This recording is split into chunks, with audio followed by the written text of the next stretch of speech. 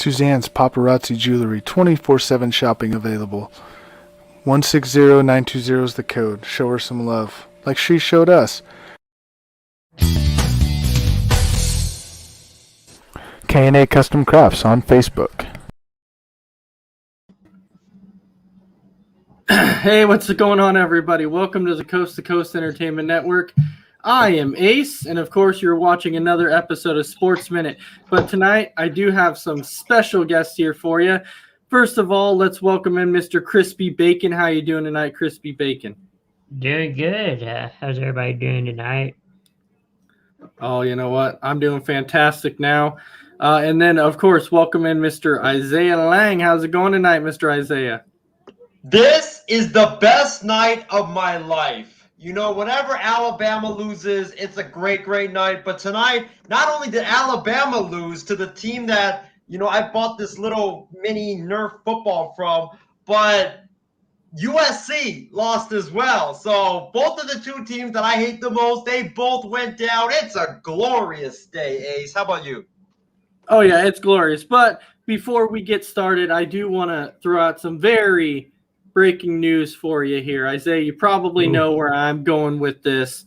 Chris, you're probably in the dark about this, but as we know, you know, J-Mac reached out. He's got to take some time off of Sports Minute. So I want everybody to go ahead, and I want everybody to welcome in the man who's going to be filling in on Sports Minute for a while. That's right, Isaiah. So Isaiah, welcome to Sports Minute, and we look forward to having you on Sports Minute. I certainly hope you're going to enjoy your time on Sports Minute. Hey, first of all, thanks for having me on. I'm really glad to be able to, you know, be elevated now to be a temporary but kind of permanent member of the Sports Minute. This is a great show. I'm looking forward to, give my contributions to this program, and I also hope that Ace, I don't drive you so crazy, because I know not only will we be doing this show together, but we got our Kicking It with Isaiah and Ace show, and we got Wild Sports Talk. So I just hope I don't drive you way too crazy that you go insane and I don't know, leave Sports Minute or something like that. Oh, that would never happen, man. This is my baby. This is where we started with it. So, yeah, that's definitely not going to happen. But anyway, so we always know on Wednesday night, or sorry, not Wednesday night, but Saturday night is actually open forum. That is one thing I always look forward to on Saturday night, the open forum side. So because we have the open forum night going, we have some very good stuff to talk about tonight. And I'll tell you what, a few things that I could not wait to talk about. Number one was I got to start with the great bounce back victory that my Atlanta Braves got today. It was very, very key. It was a great bounce back game. It was huge for us. Very, very huge. Max Fried came out, pitched a phenomenal game. We actually were able to shut out the Brewers. Their pitching staff, I tell you, is ridiculous. They have a fantastic pitching staff, dude. All they do is strike out people. That's crazy. Now, I don't know if you heard this, but the guy who pitched today, why is it escaping me? Anyway, he has this ridiculous stat that in 72 batters he faced in the postseason, prior to this game, he struck out 30 of them. When he former Yankees pitcher? I think he was, but he didn't do that well completely when he was with the Yankees. But I'll tell you what, good Lord, he completely this dude is really good, especially since he came over to the Brewers. He really helped this pitching staff. But when you strike out 30 individuals out of 72 batters you face in the playoffs, that's ridiculous, man. That is ridiculous. So, Isaiah, I'm going to go to you on this one. What was your thoughts so far in the first two games between the Braves and the Brewers? Well, first of all, I'm glad that we're starting with that and not Alabama and A&M, because I literally had a mini heart attack, nearly died before the field goal was made. But about this game, the Braves, I've seen this before the entire season. You know, the Atlanta Braves have a really good starting rotation. And, you know, I know this because my Phillies went into Atlanta and I was telling Ace how, you know, my Phillies were going to plant our P flag at Truist Field and we were going to win the division, win all 3 games. And what happened? The Braves just mowed us down one by one. Charlie Morton game 1, Fried in game 2, and then I believe game 3 was Ian Anderson. The Braves just have a really good rotation. Morton was fantastic in game 1. Fried tonight was outstanding. You know, they just strike out a whole lot of people. And when you talk about the Atlanta Braves, when you go up against this pitching staff, you cannot make mistakes if you're the opposing team. And it's just going to come down to that one mistake. And the Brewers were the team that made the one mistake instead of the Braves, like last night, and they paid for it. And now the series is 1-1. I do think that, you know, this series, I'm still sticking to my prediction. The series is going to go the distance, and it's going to be a really good series. Can't wait for it. But, yeah, the pitching matchups have been unbelievable in this series. Well, now, speaking of pitching, last year, you know, I think my Braves actually had a good enough team to go last year because we were up 3-1 against the Dodgers. But what killed us, though, was that all of our starting pitching was basically injured. We basically had 2 starting pitchers. It was Max Fried and Ian Anderson. That's all we had. And then after that, we had to basically try and go with bullpen guys or little spot starts or whatever.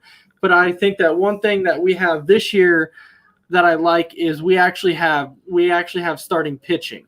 And so our first 3 guys are good.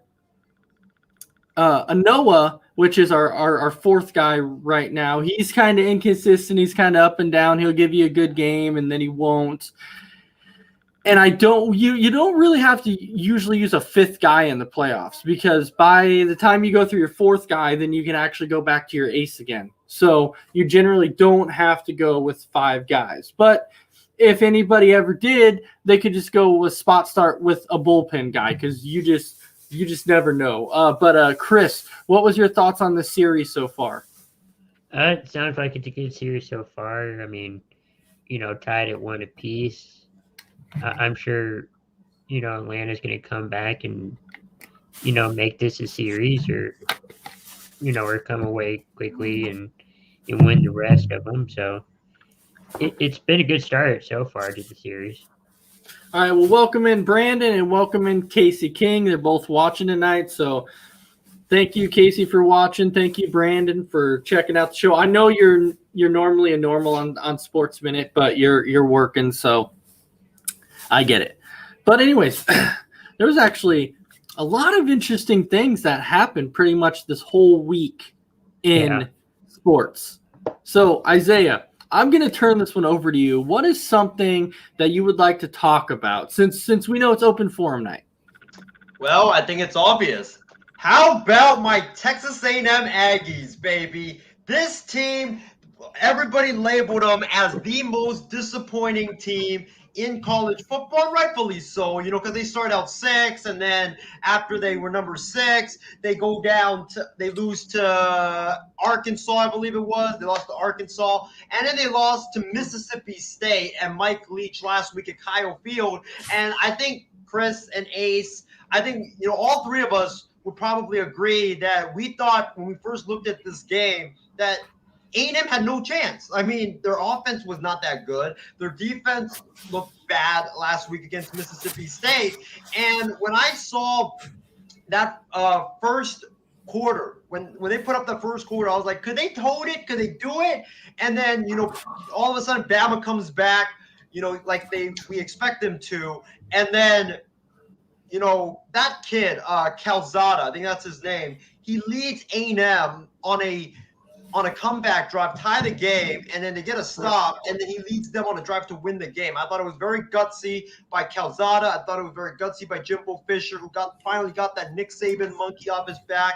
What a win, man. What a ginormous win for Texas A&M. This is going to have major ramifications throughout college football. Yeah, and I know people are talking about how Bama will drop to number 4 right now, which is a possibility. But when you look at right now, when you look at the top 4, I know a lot of Bama fans, like I said, they're saying they're going to drop number 4, but there's teams behind them that are undefeated. So you have, the Bearcats, and people might look at the Bearcats and be like, well, you can't put them in the top 4 because they don't play in a good division like Alabama. I get that. But this is where you kind of have to just kind of put them in the top 4 just to kind of see how it plays out and sees what happened. Because I don't understand how you can take an undefeated team and not put them in the top 4 when Bama just lost to an unranked team. They lost to an unranked team. So that's my thing. Now, Iowa, I will say Iowa got a big win today too against Penn State. That was a big game because there was actually a lot of people who did not think that Iowa was going to be that good. And Iowa ended up Iowa's better than what a lot of people think they are. Iowa's sitting at number 3. Now people are saying that Iowa will probably drop to number 2. But Chris, Yeah. who do you think after this week? Who do you think is going to be in the top 4? I agree. I think Alabama's going to be in the top 4. They'll probably be number 4. Maybe Oklahoma would be like probably number 6. I mean, they won against a good team against Texas, so. And then I would think, I'm not quite sure from there. Well, okay. So right now, this is what people are claiming, right? So when we're talking about top 4, it'll probably be Bama at number 4. You probably, I'm going to go on a hunch and say Iowa stays at number 3, and then you have Oklahoma at number 2, and then you have Georgia at number 1. So I'm going to go ahead and say that Georgia's number 1. I think that they're going to go in the number 1 spot. I think Oklahoma's going to be at 2, and then Iowa stays at 3, and then Bama at 4. I think that's how it's going to pan out, even though I think you should give Cincinnati a little bit of credit and put them at 4. But I just don't think at this point in time that they will do that. But let's get to a few comments here. So Brandon saying Braves are lucky they don't have to face Isaiah's Phillies or A's or whatever team he claims. And Brandon saying you're Aggies while you're wearing a duck shirt. So he's asking. So, and Isaiah, Brandon has a question for you. So I have a question. Who wins the title first? The Vikings, the Wolves, the Pistons, or a team that you claim? Ooh, that is tough, man. That is very tough. I'm still gonna go with the teams that I claim because a lot of them are in contention. Unlike the Vikings, they're inconsistent. The Wolves, I'm sorry, Brandon, but it's gonna be a long year there in Minnesota. Ace, I'm sorry about your Pistons. I think it's gonna be a long year. Even though I love the Cade Cunningham pick, I'm still gonna go with the team that I'm claiming. But let me be very clear. Texas A&M, they're only my team for this week because whenever a team beats Alabama, I think all of us are going to claim them because we all hate Alabama. So, you're going to probably see a ton of people jumping on the Texas A&M bandwagon this upcoming week.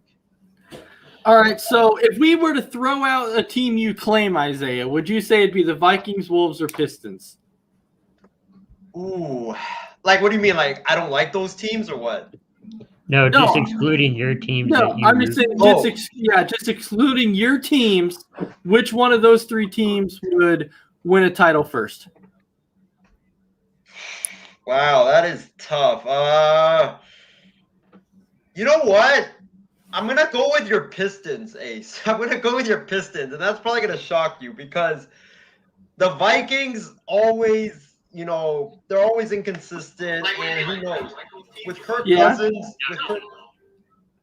with Cousins, with his contract, who knows if they're going to bring him back after next year because they did draft Mond. The Wolves are always, in sort of a turmoil with, the whole fiasco with Rosas and how he had an affair with an assistant in the front office. And so I'll say the Pistons just because they have less chaos going on. And Brandon's saying that he says Pistons also, and he's a Minnesota fan. So that actually shocks me that he says Pistons. But Casey King is saying, as for my USC Trojans, they might as well forfeit the season as they have totally gone Higgins route. They look lost, hoping they can get a good coach to turn it around. Isaiah, sorry to say, but Slovis, not a top 5 pick in draft and not a Heisman Trophy candidate either. And I know that you came out and said that before, that you thought that he was going to be a Heisman Trophy winner.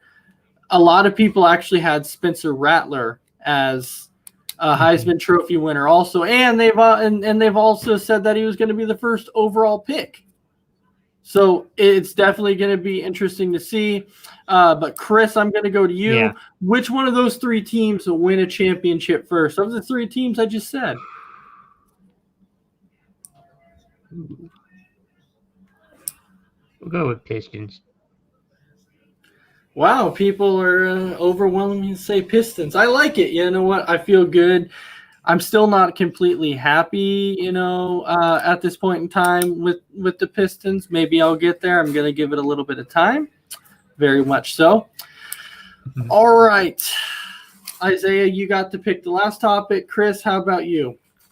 Yeah. We all know that the NFL is doing, going to London tomorrow. Mm-hmm.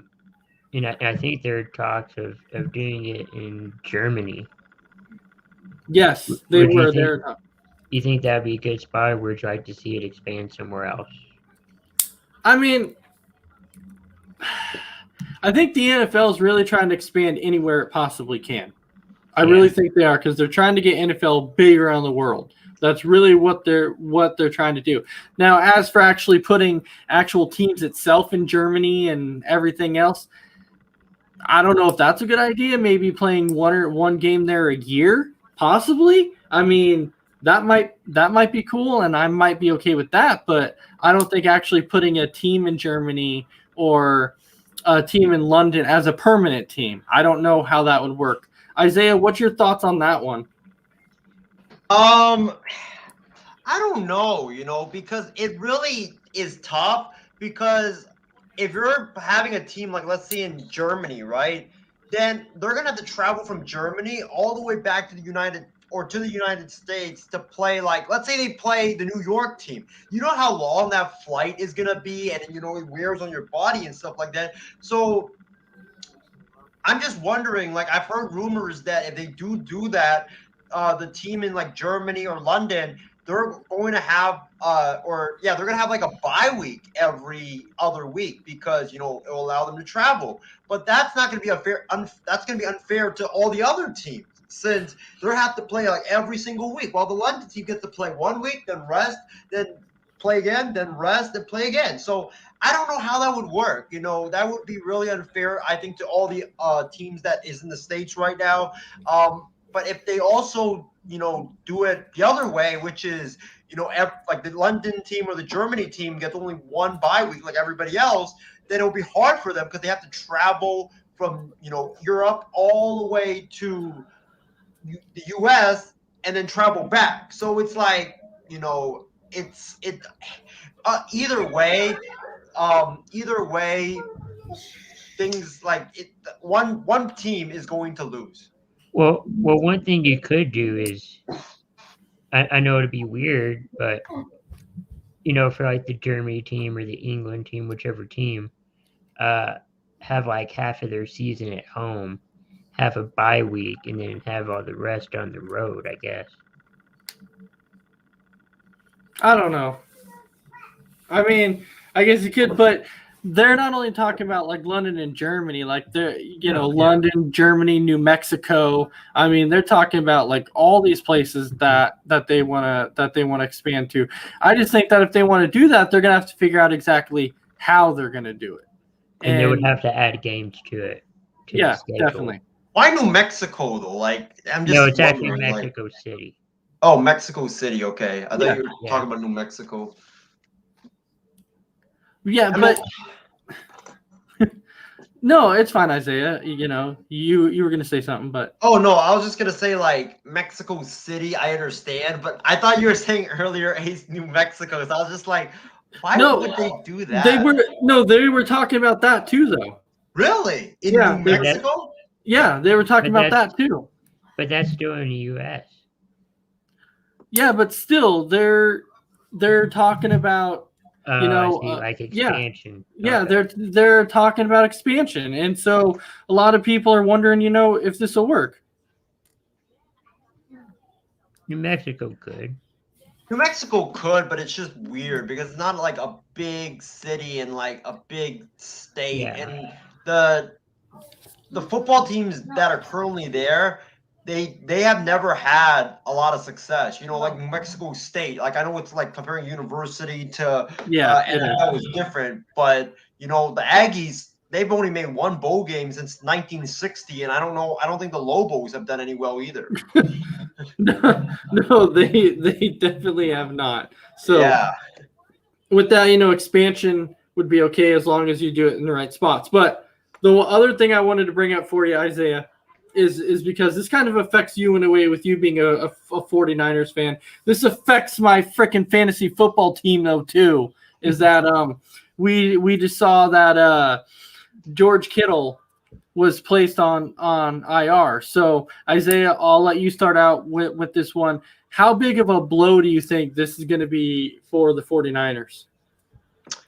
This is a huge blow because George Kittle is a really good a pass catching tight end, and also a guy that is really good at run blocking and pass blocking. With how bad the 49ers offensive line has been, not just this season, but for the last 2 years, he's really masked a lot of the deficiencies that they've had in their offensive line. He's a really good blocker. He's a really good pass catcher. And, you're starting a rookie quarterback now in Trey Lance. So you have to give him all the weapons, because I think, Ace, you and Chris both know that rookie quarterbacks, they're going to make mistakes, and you need to give them the best possible weapons to be able to succeed. And with George Kittle not being able to play for the next, I believe, 3 weeks, or is he done for the year? Yeah, short-term IR, 3 weeks. So 3 weeks is a huge blow because he's a big part of our offense in like catching the ball and also blocking. But now you're gonna have to rely on like Brandon Ayuk, who hasn't really played a lot this year, Mohamed Sanu, who I think is washed up, and also like Ross Dwelly and Charlie Warner, who aren't really like pass catching tight ends. They're more blocking tight ends. So it's a huge blow to the Niners, and I really feel bad for Trey Lance tomorrow, since Arizona's gonna have a lot of pressure on him on the defensive line, and without Kittle, I don't know how Lance will be able to navigate through that pressure. All right, Chris, what do you think? How much of a big blow do you think this is for the Niners? Oh yeah, I mean it's a huge blow to him. I mean, George Kittle is probably their top receiver, and with Trey Lance being out there, like you said, Isaiah, he needs all the help he can get, and that's just one less piece, to the puzzle that can help the 49ers win. He's their security blanket. I've always said that dude is their major security blanket when something comes down. When Jimmy G was out there, Trey Lance was out there. Even when I don't believe that Kaepernick was quarterback at the time that he was there. I don't think so when he first started. He might have been, but I don't think so. But anyways, from Jimmy Garoppolo and now Trey Lance, he's kind of been their security blanket. So this is like a huge blow for the 49ers on the offensive side. They do have Deebo Samuel now. That is kind of more of their deep threat. And Brandon Ayuk, I'm still trying to get a feeling for him. I'm still not quite sure. I think he's still trying to get his feet wet. He's still not quite there. And then Sanu, you're right, man. He's like a shell of his former self. He's just not that same guy anymore. And so now they definitely need help. And this is a big blow for the 49ers, but it's not as big a blow as Seattle losing Russell Wilson. That was much of a bigger blow. And that's going to really kill Seattle. And you know what sucks, though? The last two people that have gone on friggin' IR has been on my fantasy team. Russell Wilson and George Kittle. they're both on my fantasy team, and I'm like, this is freaking ridiculous, dude. Like, this is dumb. Yeah. Because I can't even catch a break. I can't. It sucks. All my guys are getting hurt. Ace, at least you don't have my team in our MI6 league where I have Aaron Rodgers as my quarterback. I have Ezekiel Elliott as my running back, Melvin Gordon as my other running back. And then I think for my wide receivers, I have like Brandon Ayuk, Marvin Jones. I'm trying to think. I think Deebo Samuel's also there. And then my tight end is George Kittle. But with that stacked roster, that you have, oh, and also DeAndre Hopkins and Adam Thielen as well. With that stacked roster that you have, or that I have, I'm 0-4. I'm 0-4. It's like, I don't know how I'm 0-4. It's been a disaster since like literally every week we have like 3 or 4 players on my starting lineup just completely underperforming every single week. It's like the same thing. And like you know, I have George Kittle in that league. Now he's gone, so I have to pick up some other tight end named Tyler Conklin from the Vikings. I don't even know who that is. I'm pretty sure I'm going to get a 0 in my tight end position. And also, like you said, for our C2C MI6 league, I have Russell Wilson as my starting quarterback, so I'm kind of screwed either way. Right, exactly. But Conklin, when you're talking about Conklin, though, Conklin is actually the starting tight end for Minnesota. I do have him in one of my leagues, and a few times he's actually got me a few points. So, like 1 week he got a touchdown. I think he had like 70 yards. So I think like 1 week he got me like 13 points or something. So Conklin's he's not horrible. He's kind of like that security blanket for Kirk Cousins, but he doesn't always throw him the ball. So just be aware for that. With Conklin, it's going to be a lot of hit and miss. I'm telling you that now. So welcome in Christy Wilson. Welcome in David Lucas. I hope you both are having a fantastic night. So, Chris, I'm going to go to you. Yeah. And Christy Wilson saying no. Okay, so anyways, Crispy Bacon.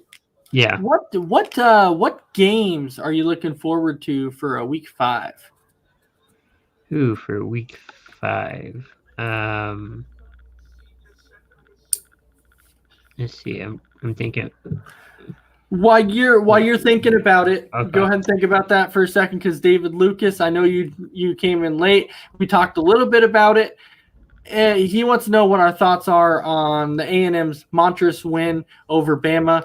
We were all super excited about it, but here's the thing, though, too. It's like I told Isaiah. I have this what's called a college football jinx, right? So you never want me to root for your team ever in college football, because if I root for your team in college football, they're going to lose. That's definitely how it is. So don't come on here and be like, root for my favorite team, because that's going to be the worst mistake you can ever make. So today it's like I was telling Chris, because Chris's favorite team is the Texas Longhorns. Yeah. I turn on the game late in the third quarter when Oklahoma had this gigantic lead. When the Longhorns had this gigantic lead, it was 41-23. Turn it on late in the third. I'm like, oh, hey, go Longhorns. They're going to win this. Next thing I know, bam, Oklahoma's right back in it, and they come back and win the game. Yeah. I'm not going to turn on the Alabama game and the A&M game. I don't want to do it because I'm going to jinx it. So I slowly start looking at it, and I'm like, okay, cool. It's a good game, A&M's winning. I'm not going to say anything. So I wait till the fourth quarter, and I'm like, I'm going to turn this thing on. And I go on there, I'm like, go A&M. And then Alabama comes back and takes the lead. And I'm like, crap. So I'm like, I got to do the reverse jinx now. So then I was like, go Bama. And then the reverse jinx worked. So there you go. But, yeah, so this was definitely a huge win for A&M. Yeah, this was definitely the biggest win of Jimbo's career, no doubt. No doubt the biggest win of his career. He has not had a bigger one than this, especially since A&M was unranked. That's why it was also a bigger one. Isaiah, you were going to say something.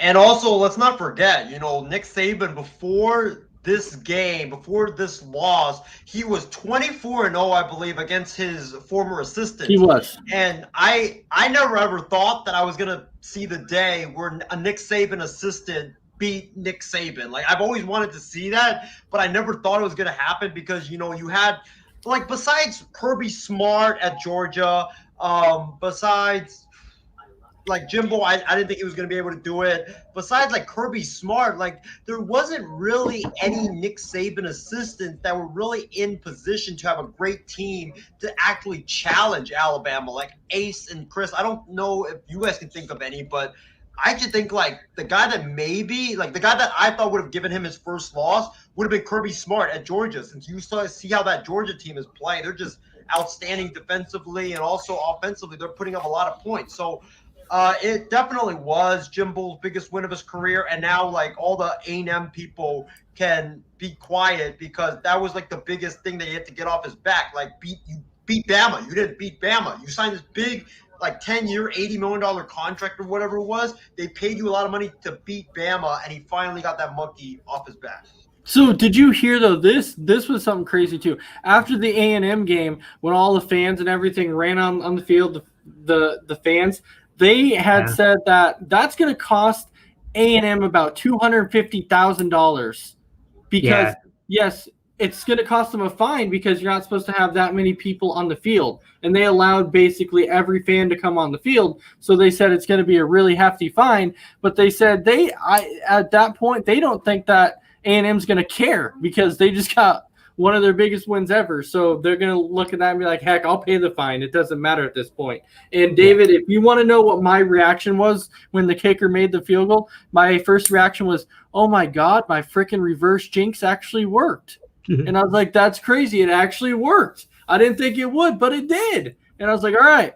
So going back, so Christy Wilson saying besides the Cowboys and Giants game, she's talking about the Packers and Bengals that have her intrigued. Brandon now is saying that the Lions get first win on a game-ending safety. I think maybe win, but I don't know about the safety part. It'd be kind of funny. It would. It would be really, really funny. But Chris, I was going back to you. The games that have you intrigued. One of them is going to be the Bills and the Chiefs. I mean, Bills are the top team now in the AFC East since Brady left, and they've finally, made a championship run last year. Kansas City's, I guess, still kind of the top team, if you want to call them that, even though they're last in the division. But they're still kind of the team to beat. I think the odds say that unless they change, Chiefs are like a 3-point favorite. Hopefully they can pull it off. And then also Patriots and Texans game. Patriots are without 4 of their starters, I think, on defense. No, the Patriots are gone without 4 of their offensive line. Okay, offensive line. Yeah, that's going to be a problem for Mac Jones. And so Brandon Herrera saying breaking news: Teddy Bridgewater is going to start. So he has cleared concussion protocol, and so Teddy Bridgewater will be starting. That's going to be huge for Denver. That's going to be an interesting game too. Yeah, now that Bridgewater's starting, it's definitely going to be. And Casey King is saying that the Dodgers game has gone final. The Dodgers pick up the win 9-2 over the Giants, evening the series at 1-1. And then David Lucas is asking, is Oregon done at LSU after LSU got demolished by Kentucky? So as we can see, like Kentucky this year is undefeated. They're having a good year. They're having a dang good year. So Isaiah, I'm going to start with you. Do you think he's fired after this season? I don't think he's fired after this season. I think he's fired by tomorrow. I think he's gone because there were rumblings already that you know how they lost to, I forgot who LSU played last week, but it was a game that they shouldn't have lost. It was a game that that other team had not beaten LSU at LSU's home stadium since like 1991 or something like that, and they were in a lot of chaos.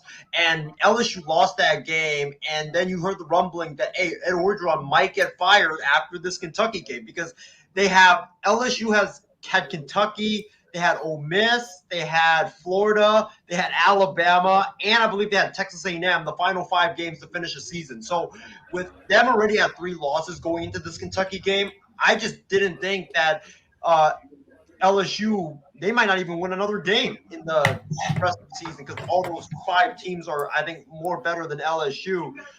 And LSU just got completely demolished. They were down like 21-0 at halftime. They were down, I believe, 35-7 after the third quarter. They gave up 330 yards rushing to Kentucky, and Ed Orgeron said after the game that he was surprised that Kentucky had that dynamic running game. Like, dude, you're the head coach. You should be studying every team, their strengths, their weaknesses. How could you not know that a team had these 2 great running backs when they've been doing it all season long? How did you not know that these 2 running backs were so great and they were able to put up that many yards? It makes no sense whatsoever. I think Ed Orgeron is done at LSU, and I think he will be fired before Monday. LSU hasn't been good basically since Burrow and Jamar Chase and Olaire and all of them left. They just they haven't been good since. So Chris, what do you think? Do you think this is it for him? I personally think that he'll finish the season. Yeah. I really do. And then I think he's done after the season. I don't think they're going to pull the trigger on him tomorrow. I just don't think so. But I think it'll be after the season. Chris, what about you? Yeah, I mean, I don't think he'll be out, tomorrow. I don't think he'll be out Monday or anytime this week. I think they're going to wait him out, wait out until the end of the season, kind of see what happens. I mean, even if they go to a bowl game, I think he's still out. And it's just funny how, like you were saying, Burrow's gone, Chase is out, and those were iconic players, like a couple years ago, and they're in the NFL, and now the team's struggling. So definitely. So that is definitely a story to be looking to. And Justin Bossman is here. So Tyson Fury knocked Wilder out. That was kind of the big thing tonight, though, too. I really wasn't going to watch that tonight because of all the games and stuff that was going on. So I'm more of a watch the game type of guy, which I did because I was definitely excited about it. But just so everybody, that Kentucky final score with LSU lost 42-21 to Kentucky. So that was wow.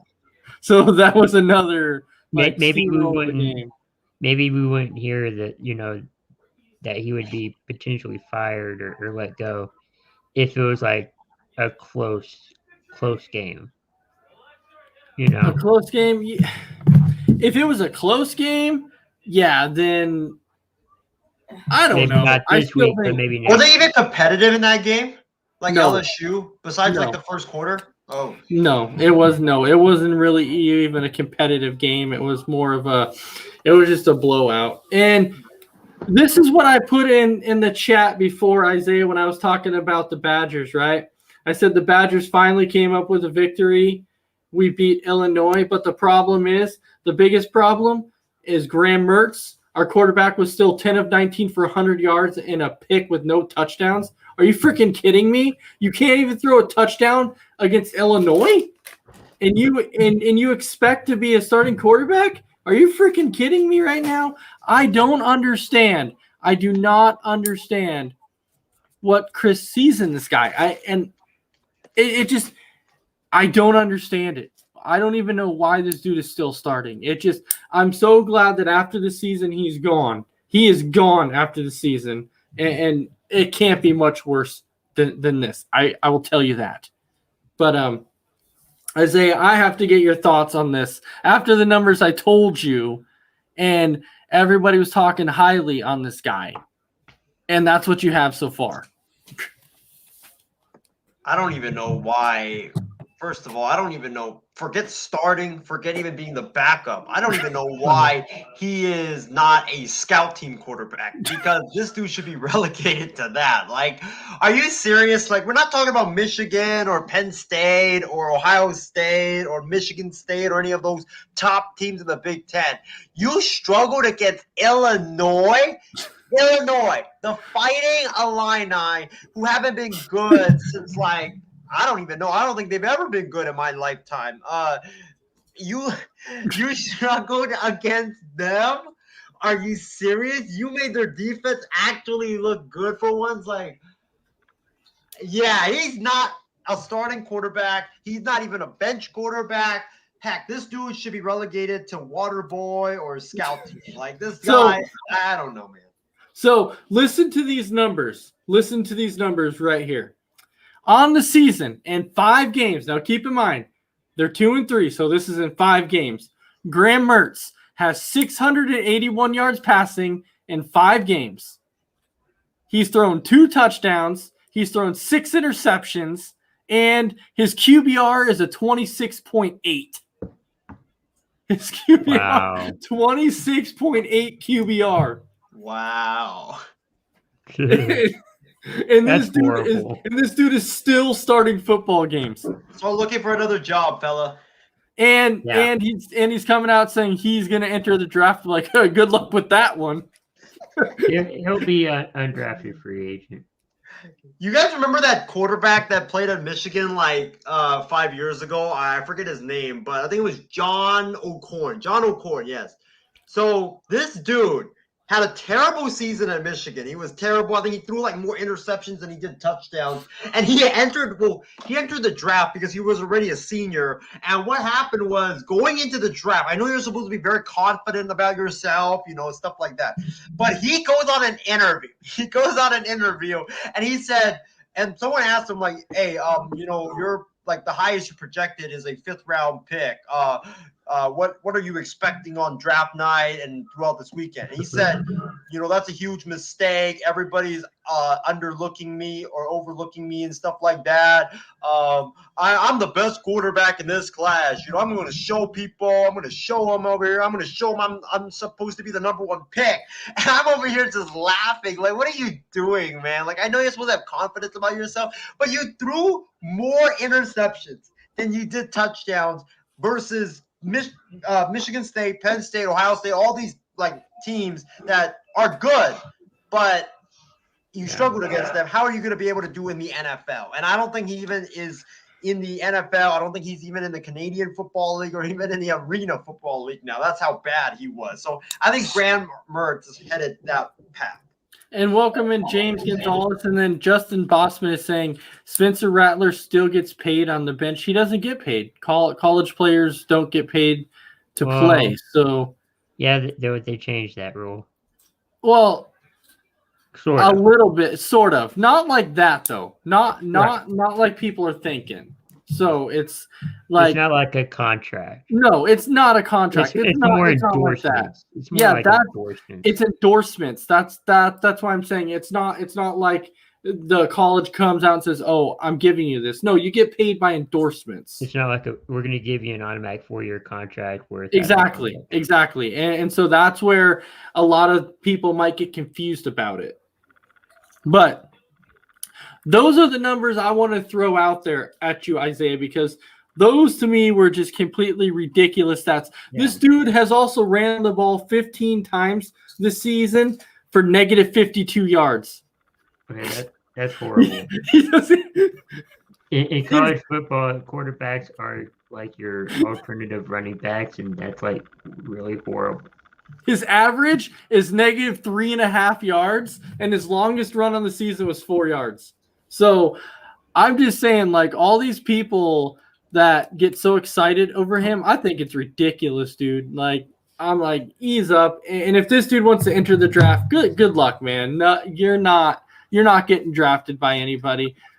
You shouldn't even be starting. Like, I don't even think if you went and played football at freaking Xavier, if you went to play college football for college Xavier, or you wouldn't even be starting there. That's how bad this guy is. It's ridiculous how bad he is. And so today I barely even I didn't even watch the game because I just couldn't do it. This guy drives me nuts. Yeah. I can't watch him play. I just can't do it. I can see that. I mean, I haven't seen him play, but just when you read off the numbers, it's like, no.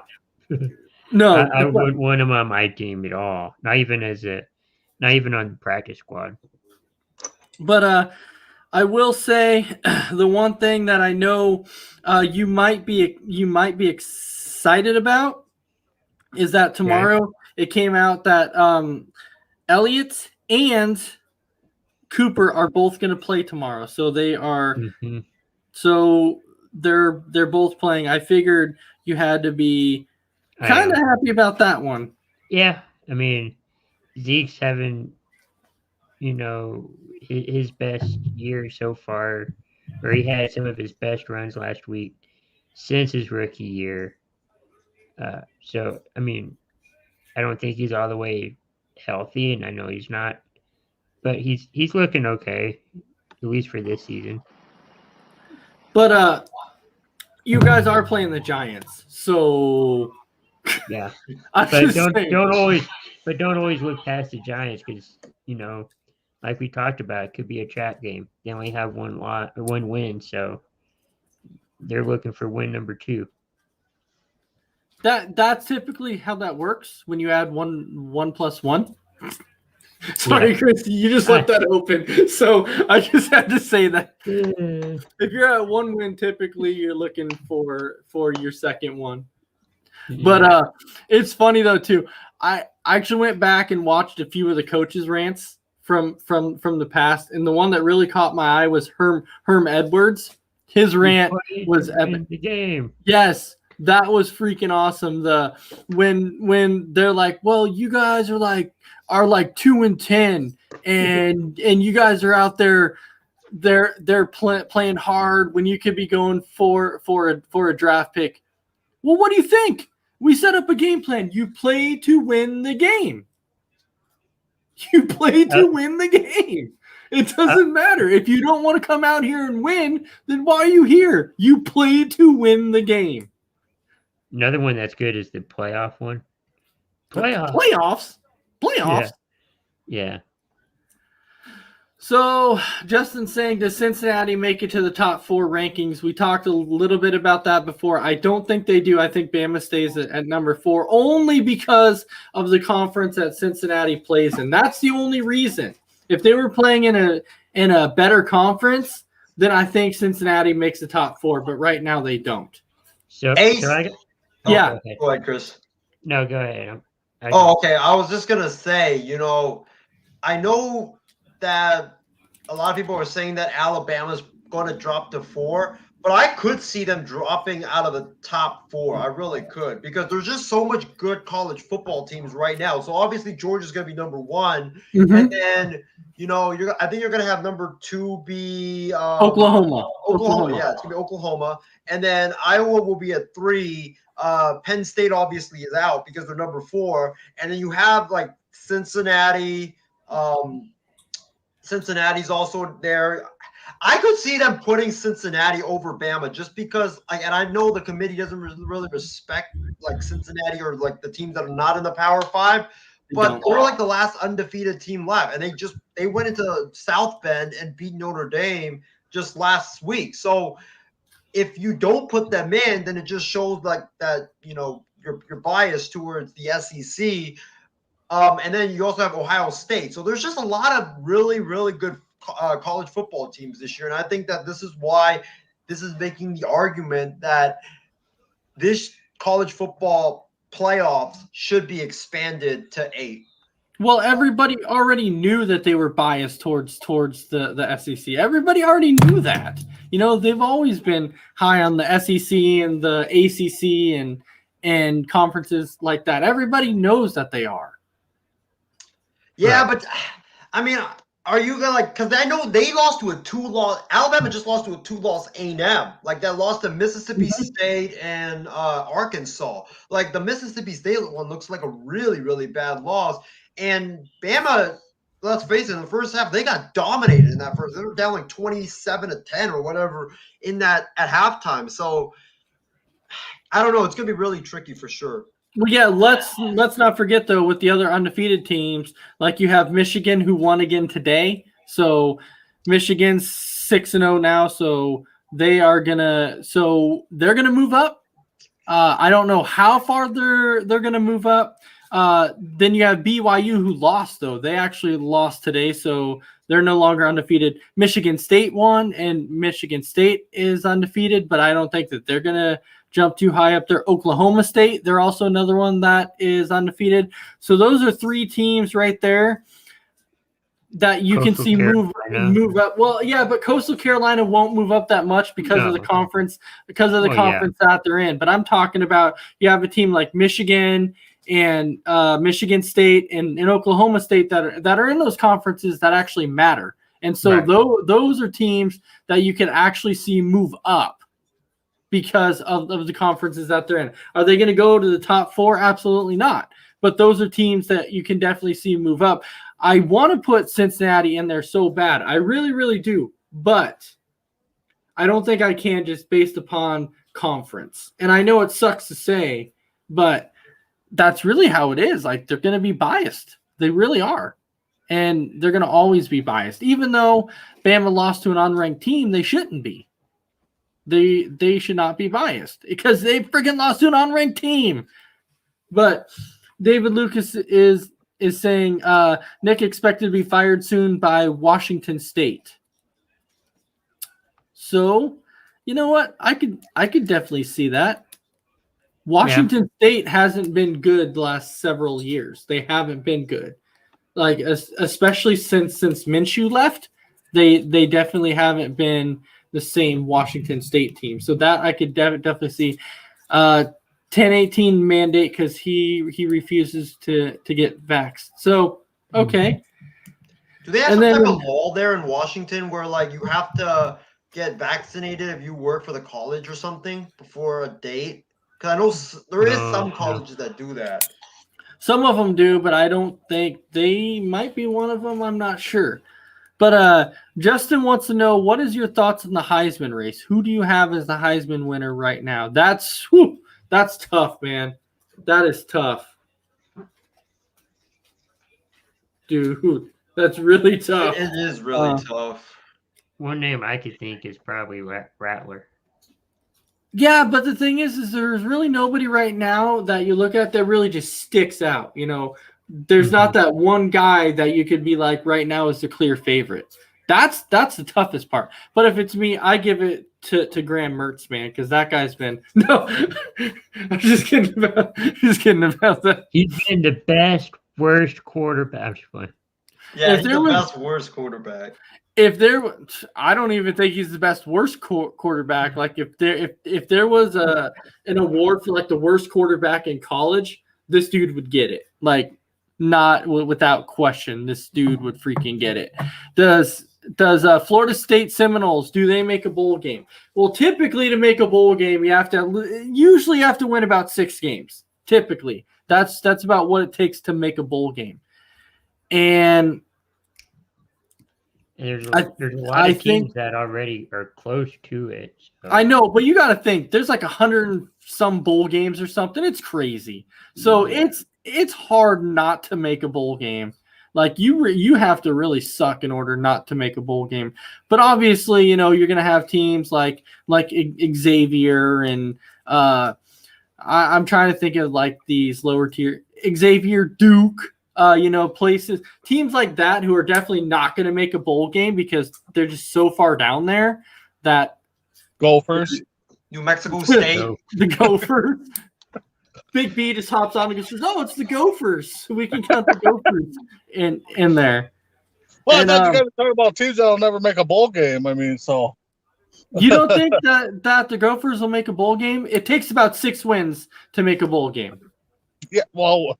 The bowl system's so flooded that it's ridiculous. I mean, 6 wins, yeah, they should make it. I mean, you know, half of Isaiah's teams make the bowl games because that's all he roots for is, you know. So yeah, the Gophers have a chance, but a meaningful bowl, no, a meaningful bowl, definitely not. Not the playoffs. Like you said, but there's a lot of these like little bowl games out there. You got to think there's like the Idaho Potato Bowl or whatever, and I don't know the Hawaii Bowl. You know, things like that. Think about it. What would it take to get a bowl named after you? I mean, can we have a C2C MI6 bowl? I mean, why not? There you go. know? I mean, if you pay the money for it, I mean, why not? Yeah, But, I mean, how much? so David Lucas actually wants to know what everybody's thought is when Alabama decided to throw the ball at the one instead of running it. But keep in mind though, they didn't attempt to run it one time. They threw it on 3 consecutive passes without even attempting to run it from the one. What 1 yard line were they at? Because I didn't catch the game. They were at A&M's one, so they were about to score. So they pulled a Seattle Seahawks and just threw it. Pretty much, yeah. And so that's Got why picked off too. Yeah, exactly. It was intercepted, so that's why people are talking about it.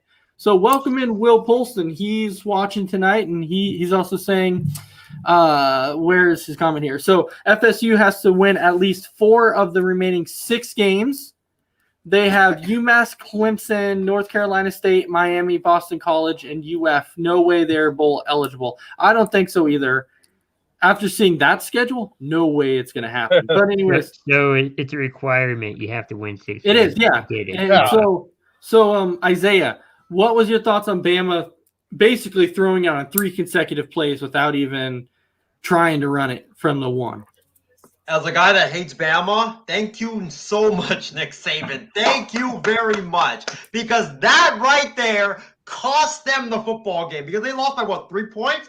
If you get a touchdown right there, you win the game. So thank you so much, Nick Saban, for pulling a Pete Carroll and a Seattle Seahawks and throwing the football at the one when you had that kid, Robinson, who was just running roughshod over the A&M defense all night long, especially in the second half, just dominating, and the Alabama offensive line, like dominating the line of scrimmage against A&M late in the game. So thank you so much for throwing it on 3rd and goal from the one. It was completely idiotic, and it's something that even a 10-year-old playing Madden would never do. Like, seriously, they would never do that. Like, you're at the 1 yard line, you have a dominant run game, you have a dominant offensive line, hand the football off, let the running back punch it in.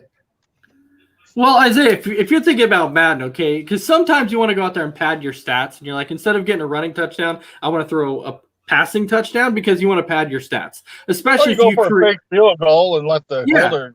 I mean, well, but if you create a player though, and you're trying to pad your stats, you're like, I'm not running that crap. I'm throwing this because I'm trying to pad my stats, man. So that's typically something you're going to do. But yeah, but or if you're the Baltimore Ravens and want to add a record.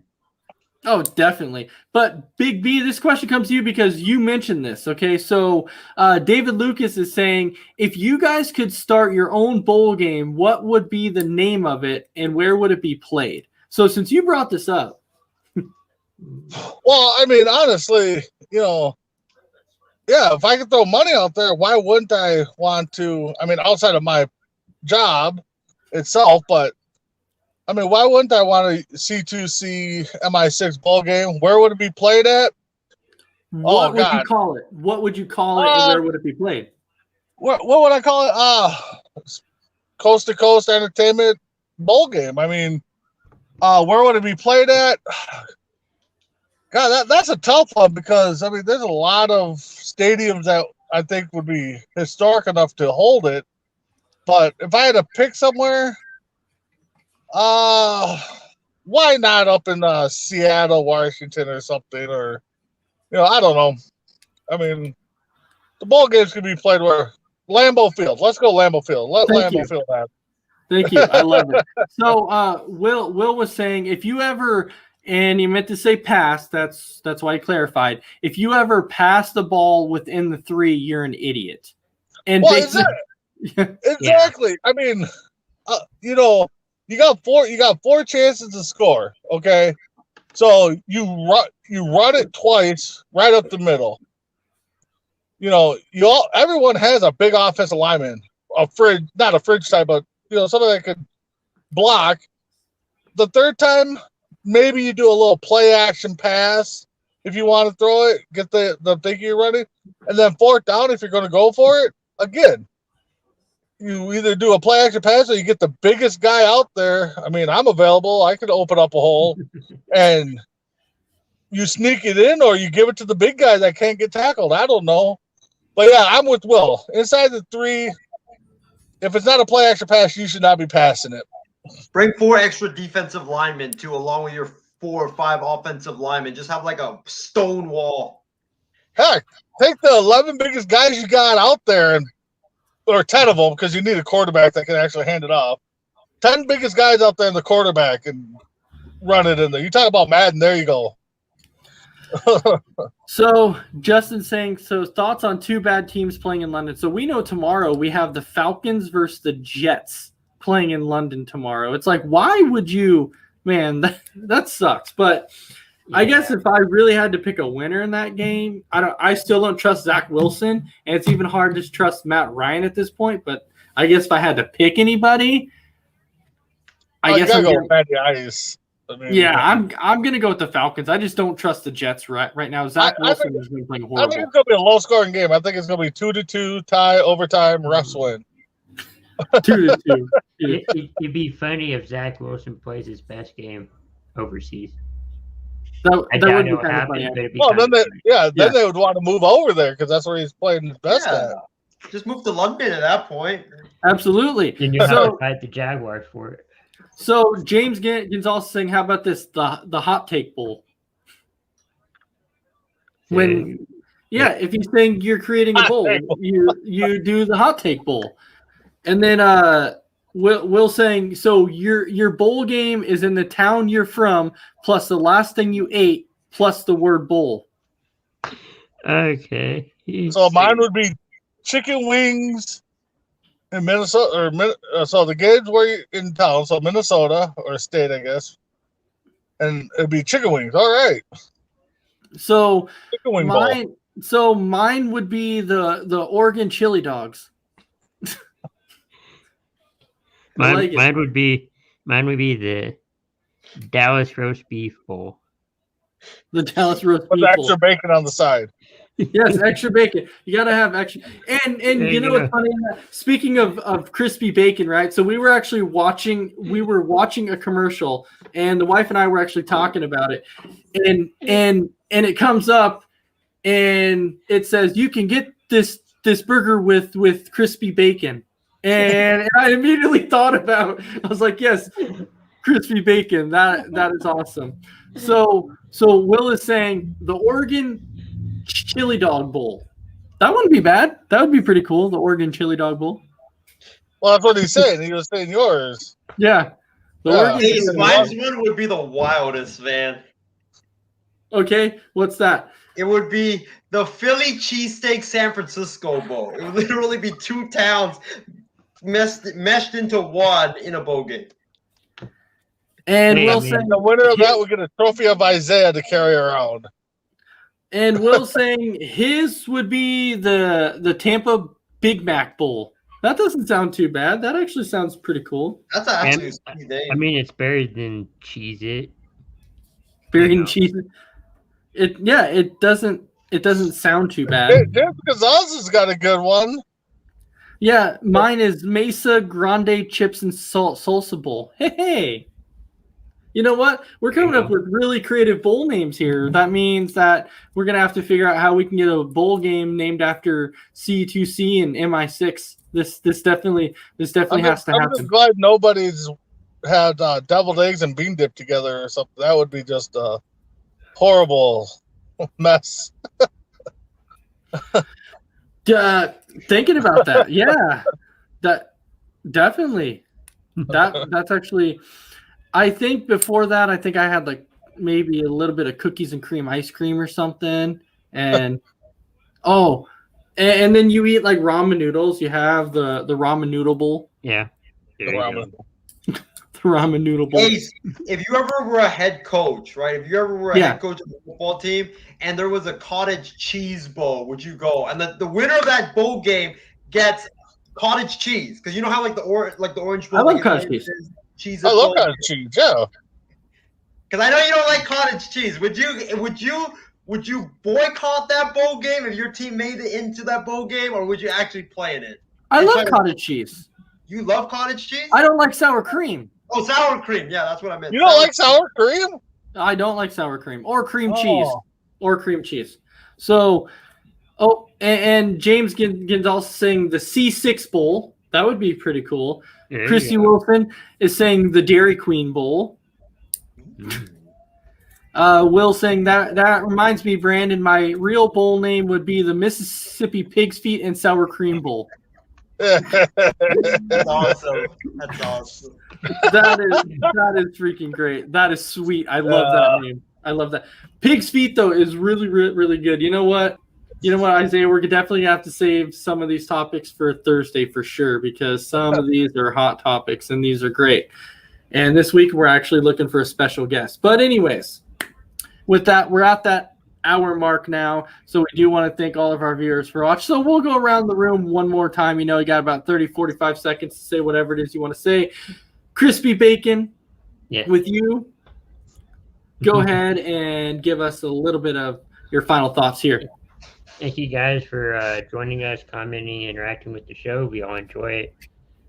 Tomorrow morning we have the morning tailgate, previewing Week 5 games, giving you our picks for the early and late games, prime time, as well as kind of going over a little bit of the London game. So make sure to tune in tomorrow morning, and then Between the Ropes tomorrow evening.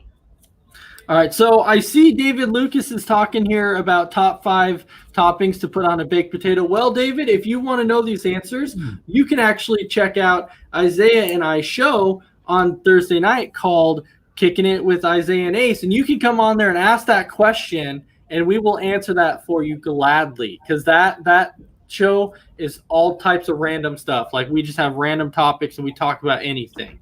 So perfect for Isaiah to be on. So Isaiah, what's your final thoughts? Well, my final thoughts is it was a great show. Thank you to all the viewers for tuning in. I am so happy that I've been elevated to being a permanent member now of the Sports Minute. It feels so great. Looking forward to contribute a lot to this program. And David, to answer your question, I'm not going to give all 5, but one topping definitely has got to be Fruit Loops. What? What in the world? You go wild here, man.